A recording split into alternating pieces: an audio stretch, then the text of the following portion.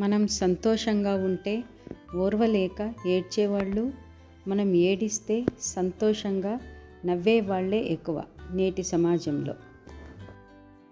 మనం ఎంతకాలం బ్రతికాము అన్నది ముఖ్యం కాదు, బ్రతికినంతకాలం ఎంత గొప్పగా జీవించాము అన్నదే ముఖ్యం. అందమైన జీవితం కావాలని వెతికితే దొరకదు, దాని గురించి మనం గట్టిగా ప్రయత్నిస్తే మాత్రమే దొరుకుతుంది. నువ్వు కావాలి అనుకున్నది నీకు దొరకదు, నువ్వు వద్దు అనుకున్నా నీకు రావాల్సింది రాక మానదు.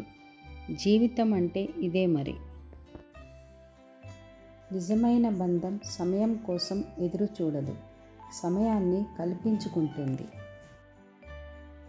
అదృష్టం అంటే డబ్బు, భవనాలను కలిగి ఉండడం కాదు, ప్రతిరోజు మనల్ని గుర్తుపెట్టుకొని మరీ పలకరించే మనుషులను కలిగి ఉండడం.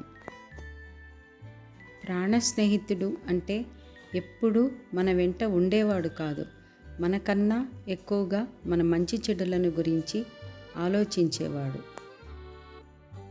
పరిస్థితులు నీకు అనుకూలంగా లేవు కదా అని ఒకసారి రాజీ పడడం మొదలు పెడితే జీవితమంతా తల వంచుకొని రాజీ పడుతూ బ్రతకాల్సి ఉంటుంది. జాగ్రత్త. నిద్ర అనేది దేవుడు మనందరికీ ప్రసాదించిన ఒక గొప్ప వరం.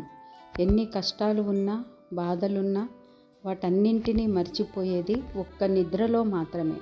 అనవసరపు ఆలోచనలతో దానిని పాడు చేసుకోకండి, దాన్ని చక్కగా ఆస్వాదించండి. ఈ వీడియో మీకు నచ్చినట్లయితే లైక్ చేయండి, షేర్ చేయండి. అలాగే ఇలాంటి మరికొన్ని మంచి వీడియోస్ కోసం తెలుగు ట్యాబ్లెట్స్ ఛానల్ని సబ్స్క్రైబ్ చేసుకోవడం మర్చిపోవద్దు.